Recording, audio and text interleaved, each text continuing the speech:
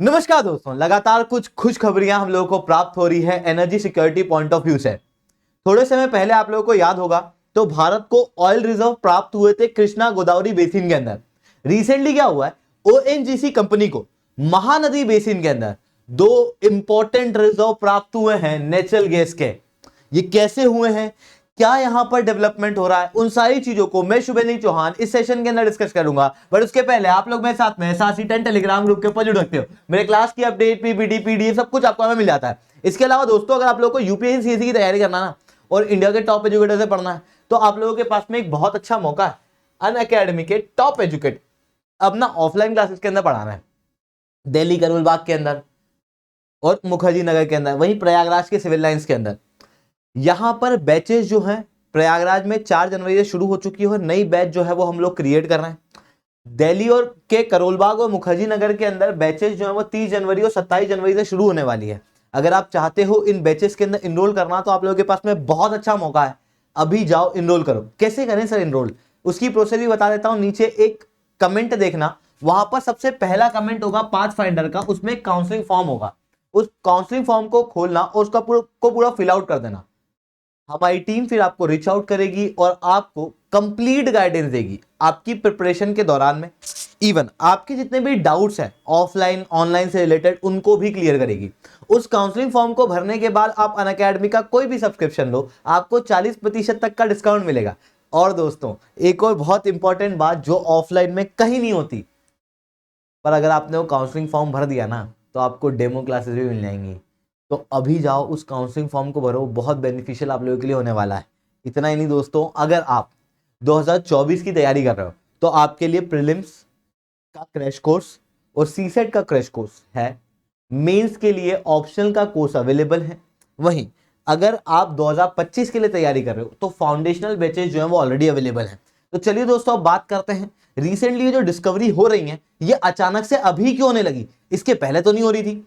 2022 के अंदर भारत सरकार द्वारा एक बहुत इंपॉर्टेंट स्टेप लिया गया। देखो, अधिकतर गैस नेचुरल गैस कहां मिलती है, अगर आपने ओशन फ्लोर की स्टडी की होगी ओशनोग्राफी के अंदर तो आपको यह पता होगा कि सबसे शुरुआत के अंदर होता है कॉन्टिनेंटल शेल्फ, फिर होता है स्लोप वाला रीजन, फिर होता है कॉन्टिनेंटल राइज और फिर उसके बाद में ओशियन बेस, ठीक है, जिसे हम लोग अबाइसल प्लेन भी कहते हैं। लाइफ वगैरह हम लोगों को सबसे ज्यादा प्राप्त होती है कॉन्टिनेंटल शेल्फ के अंदर, और जहां पर लाइफ होती है वहीं फॉसिल होते हैं, जहां पर फॉसिल्स हैं वहीं पे फ्यूल है। वहीं अब आप समझना कि कॉन्टिनेंटल शेल्फ पे तो बिल्कुल सही बात है कि रिसोर्सेस प्राप्त हो सकते हैं, नेचुरल गैस ऑयल वगैरह देखने को मिल सकता है। इवन भारत के अंदर कई सारे रीजन के अंदर से बॉम्बे हाई है, इन सारे रीजन के अंदर हम लोग को इसी तरीके से गैस और ऑयल जो है वो देखने को मिलता था। वहीं साथ में अगर यही कॉन्टिनेंटल शेल्फ के यहां पर अगर नदी बहती हुई मिल जाए तो फिर तो सोने पे सुहागा। क्यों? क्योंकि नदी के अंदर कई सारे जानवर भी आएंगे और वो इधर समुद्र वाले रीजन से आके मिलेंगे। अब समुद्र का पानी खारा है, नदी का पानी मीठा है, दो अलग वाटर बॉडी के फ्रिक्शन क्रिएट होगा। ऐसी कंडीशन में कई सारे जानवरों की डेथ यहां पे हो जाती है। इस कारण से ऐसी जगह जहां पर नदी और समुद्र मिलते हैं वहां पर तो और ज्यादा फ्यूल प्राप्त होने की शंका बढ़ जाती है, क्योंकि वहां पर सेडिमेंट वगैरह भी हम लोगों को ज्यादा देखने को मिलता है। इसी कंडीशन में महानदी बेसिन वगैरह के यहां पर, कृष्णा गोदावरी बेसिन के यहां पर हाई चांस है कि गैस और ऑयल जो है वो प्राप्त हो। पर इतने समय से हम लोग डीप सी एक्सप्लोरेशन नहीं कर रहे थे। इसका एक बहुत बड़ा कारण था, आपको याद होगा भारत मिसाइल टेस्ट करता है अब्दुल कलाम आइलैंड से, जो कि ओडिशा में है। वो जब भी मिसाइल टेस्ट करता है इधर मिसाइल टेस्ट होती है। इसी कंडीशन में ये रीजन जो है वो नो गो जोन है, मतलब यहां पर कोई भी व्यक्ति जा नहीं सकता। जब यहां पर कोई व्यक्ति जा नहीं सकता है ना तो फिर ऑयल कैसे एक्सप्लोर करोगे। अब 2022 में ना एक बहुत सिग्निफिकेंट स्टेप उठाया गया। 2022 के अंदर 98% नो गो जोन को के रेस्ट्रिक्शन को हटा दिया गया। जब ये नो गो जोन के रेस्ट्रिक्शन को हटाया गया तो लगभग 1 लाख स्क्वायर किलोमीटर का एरिया एक्स्ट्रा समुद्र में ऐसा बना जहां पर एक्सप्लोरेशन किया जा सकता था। और अभी वही एक्सप्लोरेशन चल रहा है जो शुरू हुआ था 2019 के अंदर और फिर उसके बाद 2022 के अंदर ओपन एक्रिलेज लाइसेंसिंग प्रोग्राम के जरिए, जिसके ऊपर बीडिंग वगैरह हुई थी। ओएनजीसी ने लास्ट ईयर महानदी बेसिन के ब्लॉक को, जो बे ऑफ बंगाल महानदी जब बे ऑफ बंगाल के अंदर मिलती है तो इस रीजन को हम लोग कहेंगे कि ये बे ऑफ बंगाल बेसिन ब्लॉक है। बे ऑफ बंगाल के अंदर महानदी बेसिन ब्लॉक है। तो इस ब्लॉक के अंदर ओएनजीसी ने एक्सप्लोरेशन करना शुरू किया। और कैसा एक्सप्लोरेशन? डीप सी एक्सप्लोरेशन, ठीक है, जो कि भी हाई रिस्क वाला था। क्यों? क्योंकि आपने ज्योग्राफी के अंदर इस चीज को भी पढ़ा होगा कि जैसे जैसे हम लोग अंदर जाते हैं समुद्र के, तो सैलिनिटी कैसी होती है? बढ़ेगी, तापमान घटेगा, डेंसिटी बढ़ेगी पानी की। और ये अचानक से होता है।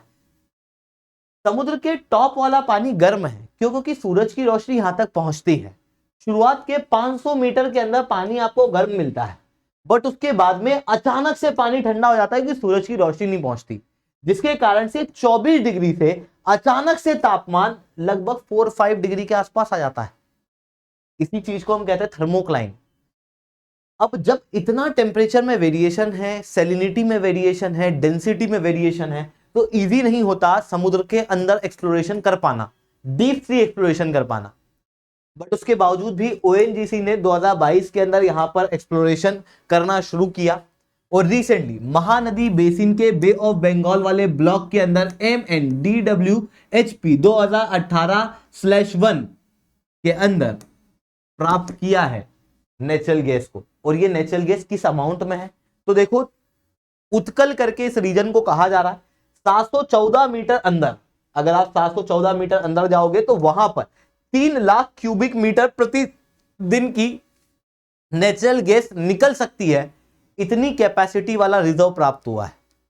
फिर उसके बाद में उसी के अंदर 1110 मीटर अंदर एक और इसी तरीके का रिजर्व जो है वो देखने को मिला है। अभी केवल इनिशियल टेस्टिंग हुई है, अभी एक्सप्लोरेशन हुआ नहीं है।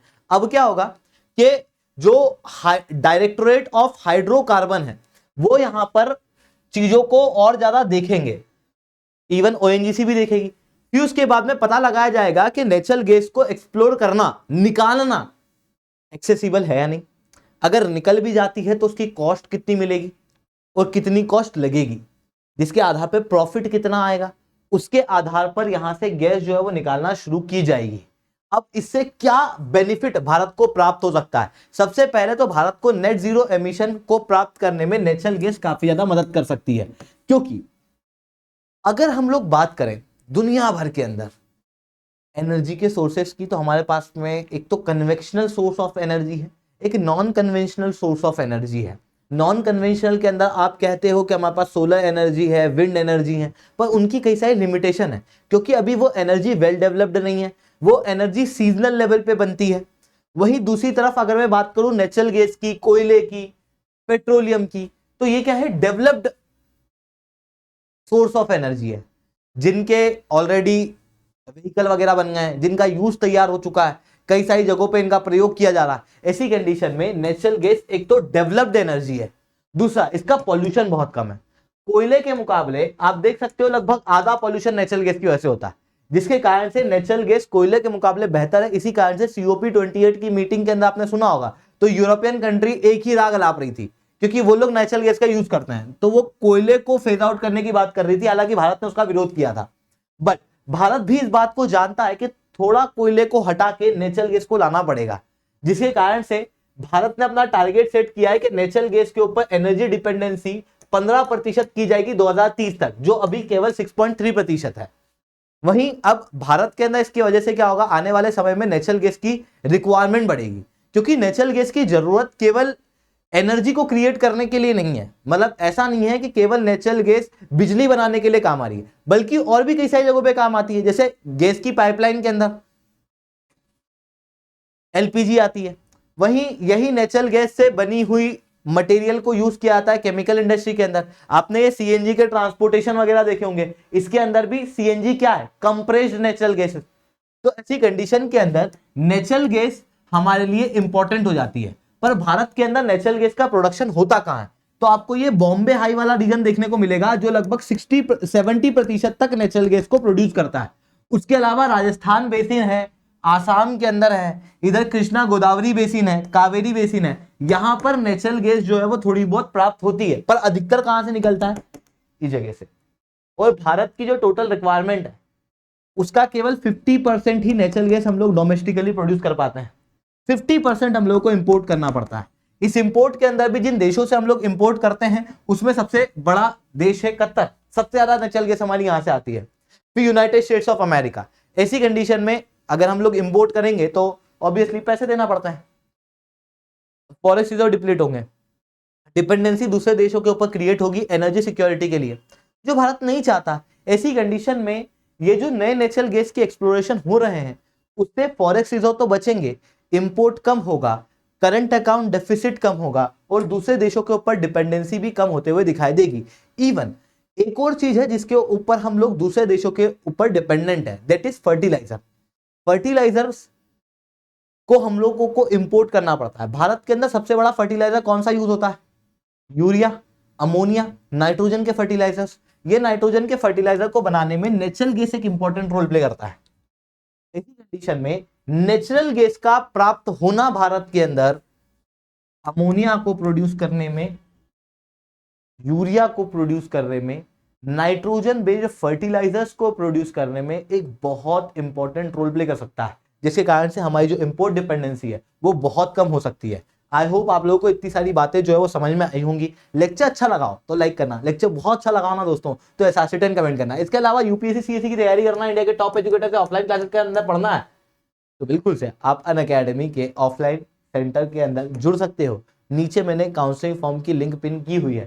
सीसेट का क्रैश कोर्स और प्रीलिम्स का क्रैश कोर्स ऑलरेडी लॉन्च हो चुका है, आप बिल्कुल से इसके अंदर जुड़ सकते हो। इसके अलावा अगर आपको चाहिए कि हमारे सेंटर पे आप लोगों को क्या क्या बेनिफिट मिलेंगे ये देखना तो इस वीडियो को एंड तक देखना।